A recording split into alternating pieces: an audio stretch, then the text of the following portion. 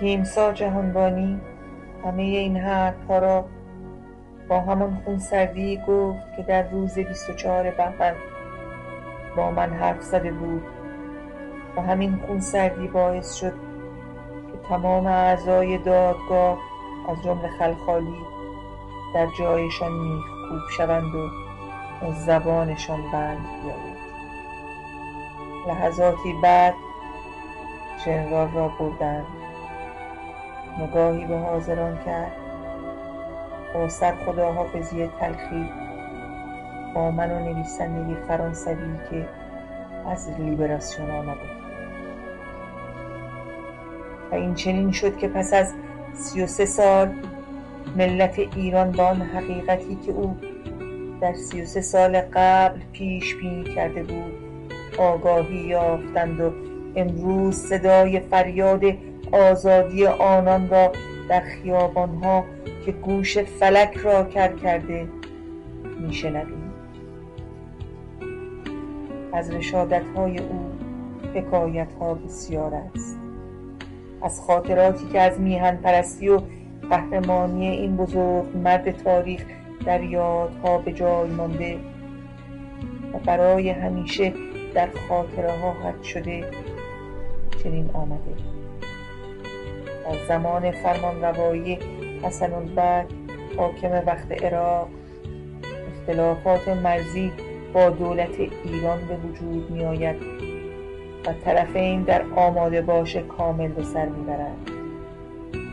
در آن هنگام جت‌های جنگنده ایران مرتب در خط مرزی به گشت زنی پرداخت و در یکی از روزهایی که ژنرال نادر جهانبانی مشغول به گشت زنی بود به ناگاه توسط 5 جنگنده ارتش عراق محاصره می شود و در این گونه شرایط معمولاً خلبان چاره‌ای جز تسلیم ندارد، چون 4 فروند هواپیمای متخاصم از 4 طرف شکاری ایران را محاصره کردند و 1 فروند هم از پیش در حرکت است تا راه را نشان دهد. نادر جهانبانی خونسرد به همراه شکاری‌های دشمن راهی عراق می شود. با نزدیک شدن به منطقه فرودگاه هواپیمای جلویی به زمین می نشیند. جهانبانی دور موتور را کم می کند و بعد از دقایقی چرخ‌های هواپیما را هم پایین می آورد. خلبانان دشمن وقتی وضعیت جت جنگنده ایرانی را می بینند که در حال فرود است هر یک به سمتی رفته تا جت جنگنده ایرانی بر زمین بنشیند.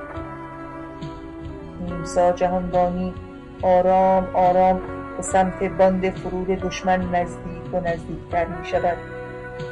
سرعت هر لحظه کمتر می گردد تا جایی که از بالا شکاری های عراقی می بینند که هواپیما سر باند و در حال فرود است. اما به محض اینکه چرخ‌های هواپیما سطح باند را لمس می‌کند، ژنرال چشم آبی با فشار آوردن مجدد بر دسته گاز به صورت وارونه از زمین کنده می‌شود و با استفاده از نیروی کمکی پس‌سوز همانطور در حالت وارونه و چرخ‌ها رو به آسمان با سرعت سرسام‌آوری از منطقه دور می‌شود. هواپیماهای عراقی که سرعت خود را کم کرده بودند و برای فرود آماده می شدند ناگهان متوجه شدند که اثری از جت جنگنده نادر جهانبانی نیست و تا به خود آمده و بر سرعت خود افزودند هواپیما در خاک ایران بر زمین نشسته بود. و در یکی دیگر از خاطرات چنین آمده که روزی 1 فروند فانتوم نیروی هوایی که برای گشت زنی رفته بود وقتی به حوالی آسمان شهر ساوه میرسد دچار نقص فنی گشته و کنترل هواپیما ناممکن می شود. اکثر خلبانان به خاطر تعلق خاطری که به پرنده آهنین خویش دارند، علیرغم تأکید قانون مبنی بر پرش به وسیله چتر نجات، ولی آنها تا آخرین ثانیه ها سعی در کنترل آن دارند. در جنگ با عراق بسیاری از بهترین خلبانان را خاطر همین مسئله از دست دادیم و موفق به پرش به موقع نشدند. همانطور که می‌دانید اگر ارتفاع یک فروند شکاری زیاد به زمین نزدیک باشد، عملکرد چتر نجات قطعی نیست و ممکن است که به سمت زمین راکب خود را بر زمین بکوبد.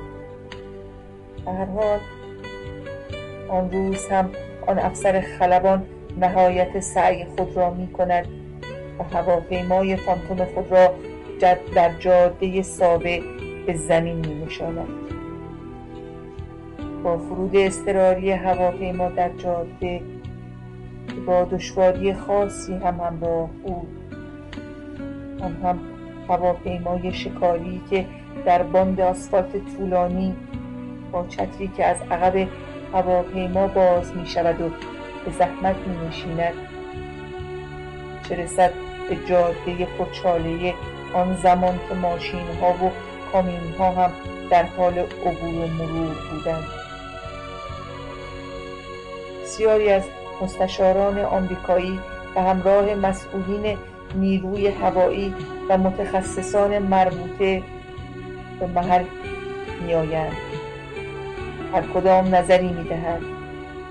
آخرین نظر کارشناسی چنین بود که قسمتی از بال شکاری هواپیما را کنده و جهت تعمیر به مهرآباد ببرند. وقتی موضوع به گوش نادر جهانبانی می رسد، خود را به منطقه می رساند و از نزدیک آنجا را بررسی می کند و سپس اظهار می دارد هواپیما را همینجا تعمیر نمایید. خودم با آن به سوی تهران پرواز می کنم. مستشاران آمریکایی با دلیل و مدرک ثابت می کنند که این پرواز امکان پذیر نیست، زیرا با موانعی که در سر راه است امکان بلند شدن در حد صفر است و حتی پا را فراتر گذاشته و با قاطعیت میگویند تنها 1% این امکان وجود دارد و 99% شکاری به ساختمان برخورد می نماید. جواب جهانبانی به آمریکایی ها آنها را واقعا شوکه می کند. ژنرال می گوید که اگر 1% هم امکان پذیر باشد، من با همان 1% بلند می شدم. در نهایت پس از چند روز تلاش متخصصان نیروی هوایی، روز موعود فرا می رسد. نیمسا جهانبانی پشت کابین F4 نشسته و موتورهای آن را روشن می کند. نفس در سینه همگان حبس شده بود. همه یقین داشتند که شکاری به ساختمان روبرو برخورد خواهد نمود. حتی خوشبینانه ترین متخصصان هم چنین برداشتی داشتند. ژنرال چشمابی با خونسردی تمام سرپوش کابین را می‌بندد.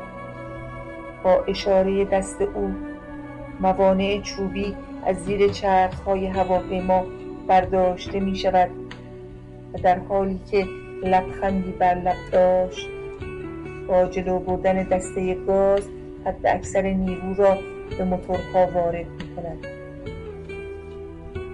صدای غرش موتورهای جت جنگنده تا کیلومترها شنیده می‌شود و در یک آن با باز کردن ترمزها هواپیما در جاده به حرکت در می‌آید.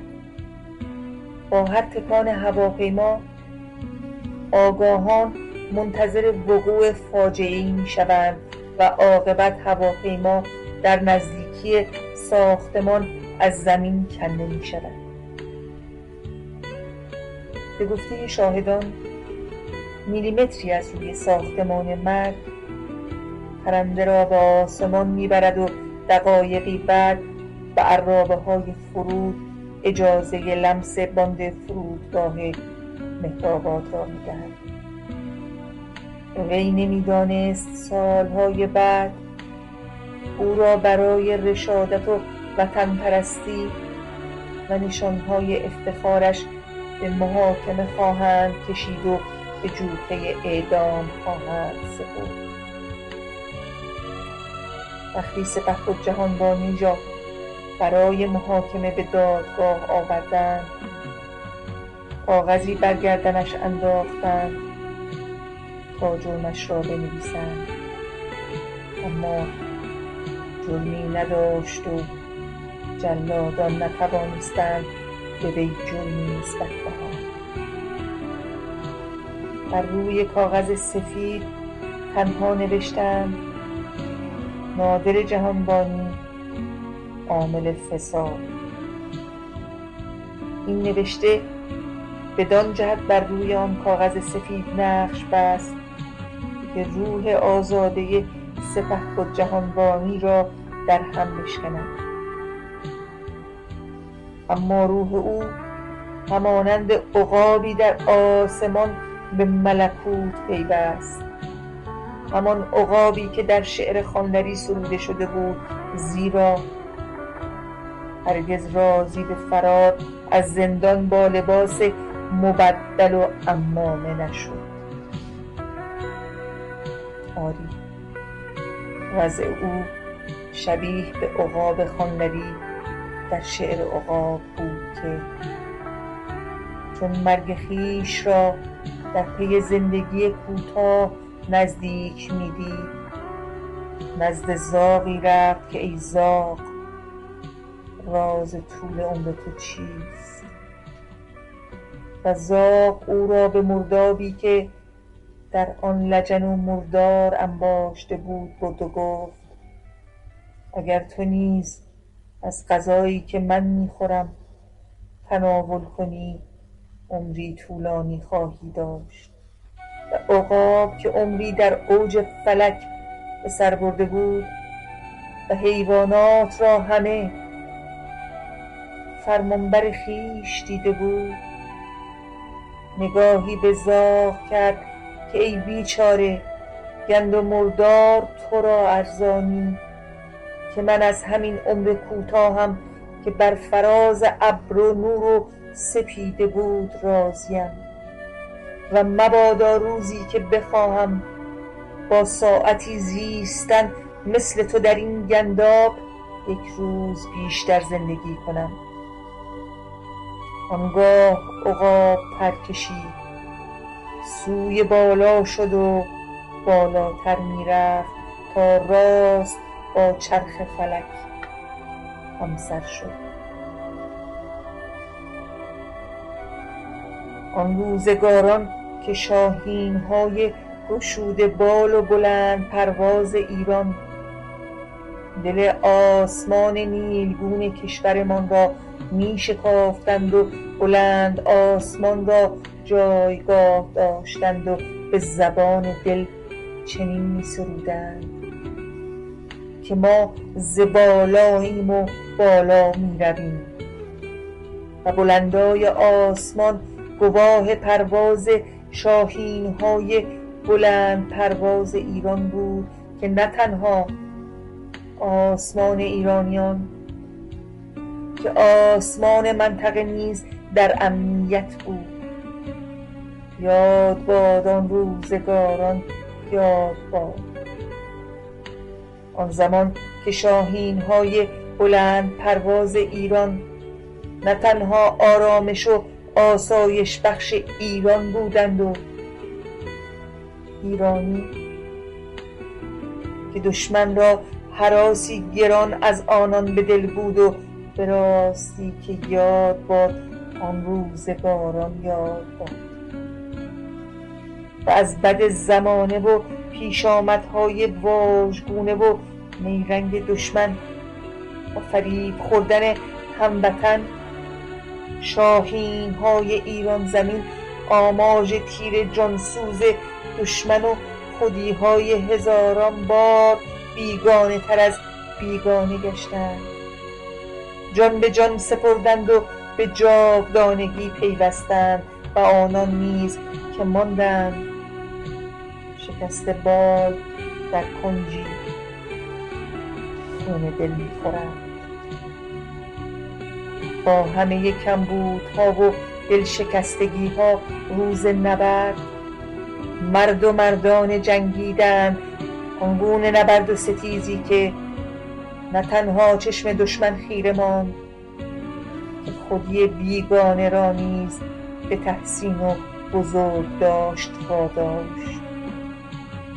به راستی اگر شاهین های بلند پروازمان را داشتیم، آیا آسمان کشورمان آنگونه و این گونه جولانگه دشمن می بود؟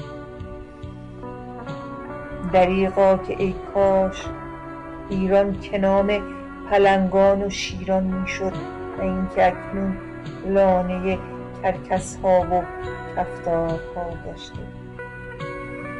و این چنین شد که یکی از بهترین فرزندان و بیباکترین وطن پرستان ایران زمین در 22 اسفند ماه 1357 در زندان قصر به حکم صادق خلخالی حاکم شرع و نماینده رهبر جمهوری اسلامی خمینی به جوخه اعدام سپرده شد و روحش به مانند عقابی بر فراز کوه‌ها و ابرها به پرواز درآمد. کمالی یکی از تفنگچی‌های خلخالی بعدها در خاطراتش گفت که تیمسار جهانبانی حتی اجازه نداد چشمانش را ببندند چون میخواست شاهد پرواز گلوله ها باشد. کمالی که محو رشادت و زیبایی نادر جهانبانی شده بود با زبانی ساده و لهجه مشهدیش همان حرفی را زد که خواندری در همان قطعه عقاب سروده. ژنرال لحظه‌ای چند بر این لوح کبود نقطه‌ای بود و سپس هیچ نبود. ژنرال چشم‌آبی نادر جهانبانی برای همیشه چشمان زیبایش فرو بسته شد و هرگز در مقابل دشمنان ملت و میهن عشق ایمانش سرفرود نیاورد و برای همیشه با سربلندی به جاودانگی تاریخ سرزمینش ایران پیوست. درود بی پایان بر او و همه مردان مردی که به زخم نامردی از پای در افتادند ولی حسرت ذلت پذیری را بر دل زبونان ابدی تاریخ گذاشتند و مهر ننگ برای همیشه به پیشانی آنان نقش بسته شد. یادش گرامی، روانش شاد و به یاد تمامی خلبانان فداکاری که در راه میهن و نیروی هوایی شاهنشاهی ایران جان باختند و قصه معراج دیگری آفریدند. قصه معراج شاهین راز بود، قصد او از زندگی پرواز بود، لحظه پایان او آغاز بود، مرگ او خود آخرین پرواز.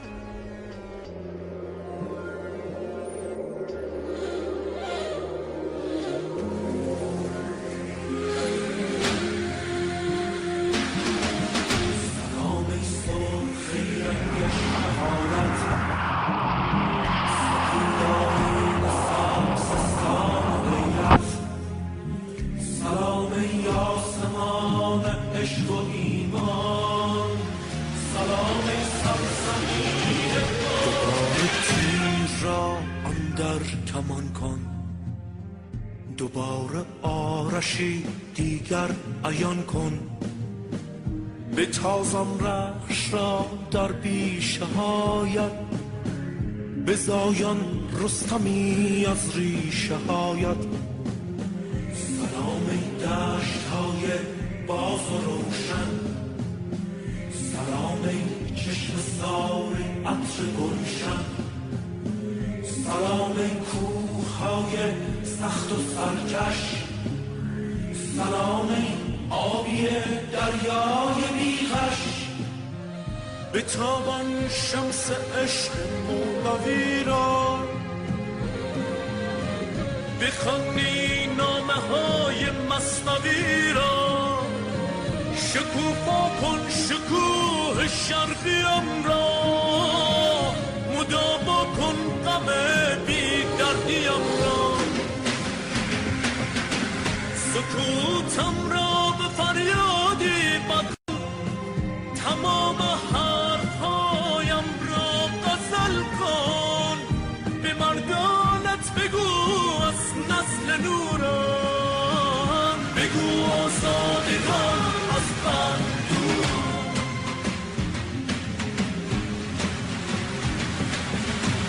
بگو از سوزها و سازهایت، فدای مستی آوازهایت. بگو اهریمنان با تو چه کردن، بگو خون در دل صد پاره کردن.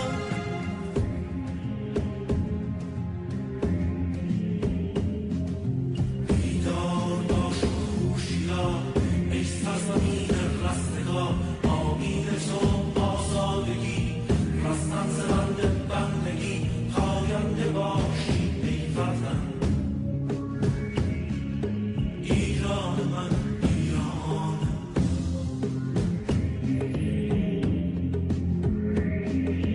میسوزد آوازم بزن، آهنگ دیگرگون من. بشکن قفس را پر بزن، جانها فدایت ای وطن. تا قله ها پرواز کن، راهی به فردا باز کن. بالا بلند استوار، آتش نشان عشقیان. به بدخواهان تو لعنت به دشمنان تو، چشم بد است